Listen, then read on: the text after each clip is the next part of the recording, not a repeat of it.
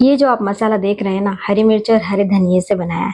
साथ ही इसके अंदर हमने कुछ सीक्रेट इंग्रेडिएंट्स डाले हैं जो इस मसाले को बहुत ज़्यादा चटपटा बनाएंगे। मसाला बनाना आसान बहुत है, लेकिन थोड़ा सा ट्रिकी है।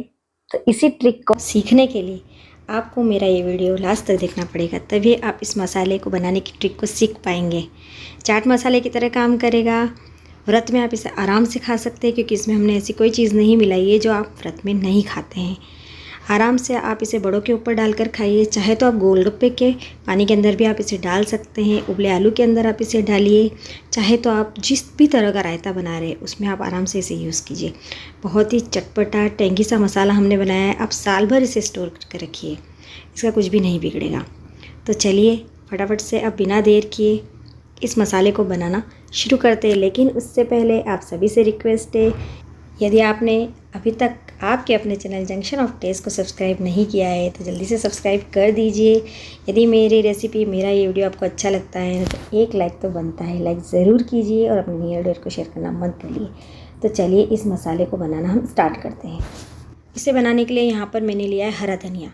ये देखिए अभी बाज़ार में बहुत हरा फ्रेश धनिया आ रहा है, तो आप आराम से लीजिए और इसे पहले अच्छी तरीके से आप वॉश कर लीजिए, क्योंकि इसके अंदर बहुत सारी मिट्टी लगी होती है और उसे धोना बहुत ज़रूरी है। यदि साफ़ नहीं धुलेगा तो हमारा जो मसाला हम बनाएंगे ना, उसमें खाने में आपको मज़ा नहीं आएगा। तो इस तरीके से मैंने इसे बहुत अच्छे से धो लिया। अब उसके बाद हम क्या करेंगे, इसकी जो जड़ें दिख रही ना उसे भी हम फेंकेंगे नहीं, क्योंकि पत्तियों और टहनियों के अलावा इसके जड़ों में बहुत सारे पोषक तत्व होते हैं। तो हम यहाँ पर इसकी जड़ों का भी यूज़ करेंगे। तो इस तरीके से आप इसे काट लीजिए। बारीक बारीक काटने की कोई ज़रूरत नहीं है, रफली आप इसे चॉप कर लीजिए। तो इस तरीके से देखिए यहाँ पर मैंने 250 ग्राम्स धनिया लिया था और उसी के अकॉर्डिंग मैं इस मसाले को बना रही हूँ। यदि आप कम ज़्यादा करना चाहते हैं तो आप कर सकते हैं। तो ऐसे मैंने देखिए चॉपिंग बोर्ड पर इसे कट कर लिया है।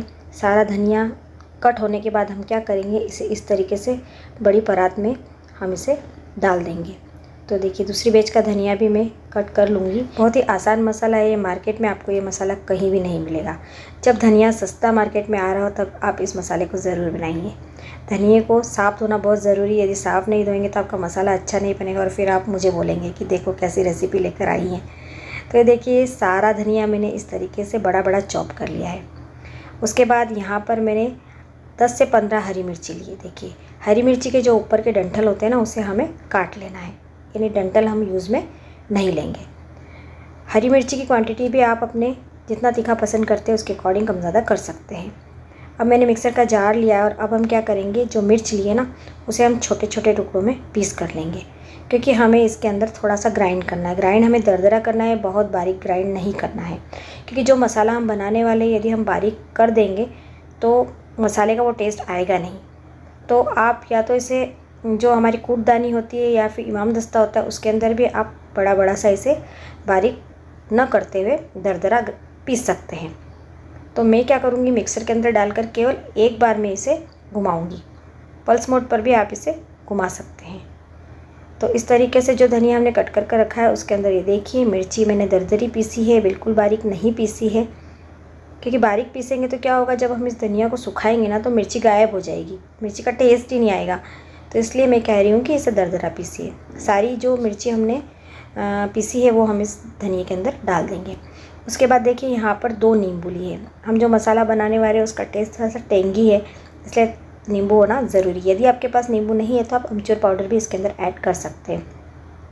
नींबू को कट कर लीजिए, उसके बीजों को निकाल दीजिए और नींबू के रस को इस तरीके से इस धनिया और मिर्ची के मिक्सचर में निचोड़ दीजिए। ध्यान रखिए यदि इसके अंदर बीज जाते हैं ना तो आप हटा दीजिए। तो देखिए इस तरीके से 2 नींबू लिए हैं मैंने। आप नींबू की क्वांटिटी यदि ज़्यादा खट्टा पसंद करते हैं ना तो आप ज़्यादा भी ले सकते हैं। ये सब चीज़ें अपने टेस्ट के अकॉर्डिंग आप कम ज़्यादा कर सकते हैं। तो दूसरा नींबू भी मैं ले लूँगी, उसके बीजों को मैं हटा दूँगी और इसके रस को इस धनिया और मिर्ची के मिक्सचर के अंदर हम डाल देंगे। ये देखिए जब मैं नींबू इस तरीके से निचोड़ रही थी ना तो थोड़े से हल्के से बीज इसके अंदर गिर गए। तो इन बीजों को निकालना बहुत ज़रूरी है, क्योंकि जब हम इस मिक्सचर को मिक्सर ग्राइंडर में पीसेंगे ना तो नींबू के बीजों से इसका टेस्ट ख़राब हो सकता है।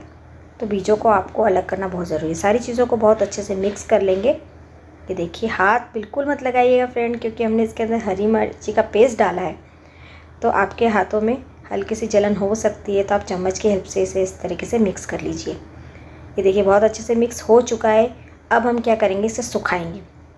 अभी गर्मी के दिन चल रहे हैं, तो यदि आप इसे पंखे के नीचे सुखाएंगे तो बहुत अच्छे से सूख जाएगा। यदि आप छत पर इसे सुखाना चाहते हैं तो एक बात का ध्यान रखिए कि इसके ऊपर कुछ कपड़ा ढक दीजिए, जिससे कि कोई भी धूल मिट्टी इसके ऊपर चिपके नहीं, क्योंकि अभी ये सब कुछ गीला है, तो इस हवा की वजह से इसके ऊपर डस्ट पार्टिकल चिपक सकते हैं, जिससे कि हमारा मसाला बिगड़ सकता है। मैंने तो मेरे घर में कोई भी चीज़ यदि मुझे सुखानी होती है तो मैंने एक बहुत ही बढ़िया जगह सेलेक्ट कर रखी, फ्रिज के ऊपर। फ्रिज के ऊपर आप किसी भी चीज़ को सुखा सकते हैं, बहुत जल्दी सूख जाती है, तो आप भी कर सकते हैं ऐसा। नहीं तो आप पंखे के नीचे सुखा दीजिए, एक दिन में आराम से सूख जाता है। तो इस तरीके से आप देखिए एक दिन में ही ये बहुत अच्छे से सूख गया। मैंने इसे धूप में भी नहीं सुखाया, घर में ही पंखे के नीचे मैंने सुखाया था, बहुत अच्छे से सूख गया। अब इसकी आवाज़ सुनिए।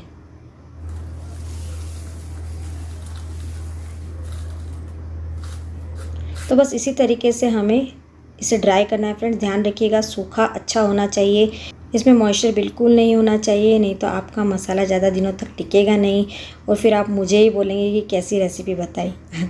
तो आप इसे बहुत अच्छे से सुखा लीजिए। तो अब हम डालते हैं इसके अंदर जिस सीक्रेट इंग्रेडिएंट्स की बात कर रही थी वो अब हम डालेंगे। तो यहाँ पर मैंने गैस पर एक पैन रखा है और उस पैन के अंदर 2 चम्मच मैंने जीरा डाला है। जीरे को हम रोस्ट कर लेंगे, ज़्यादा देर तक रोस्ट नहीं करना है, केवल आधे मिनट लो मीडियम फ्लेम पर हम इसे रोस्ट कर लेंगे। जब इसका हल्का सा कलर चेंज हो जाएगा, खुशबू आने लग जाएगी, तब ये समझिएगा कि हमारा ये जीरा रोस्ट हो चुका है। इसे थोड़ी देर के लिए ठंडा होने के लिए हम छोड़ देंगे। जब ये ठंडा हो जाएगा उसके बाद हम मिक्सर का जार लेंगे और भुना हुआ जीरा इसके अंदर हम डाल देंगे। ये देखिए 2 चम्मच हमने यहाँ पर जीरा लिया था। जीरे की खुशबू बहुत अच्छी आती है, जब आप इसे भूनते हैं तो पूरे किचन में बहुत अच्छी खुशबू आने लग जाती है। यहाँ पर 1 चम्मच मैंने पुदीने का पाउडर लिया है, जो मैंने घर पर ही रेडी किया है। ये भी ड्राई है। यदि आपके पास ये ड्राई पाउडर नहीं है ना, तो आप क्या कीजिए, जब धनिया और मिर्ची को हमने सुखाया था ना, उसके अंदर फ्रेश पुदीने की पत्तियाँ साथ में ही डाल दीजिए, तो वो भी उसके साथ इस तरीके से ड्राई हो जाएगी।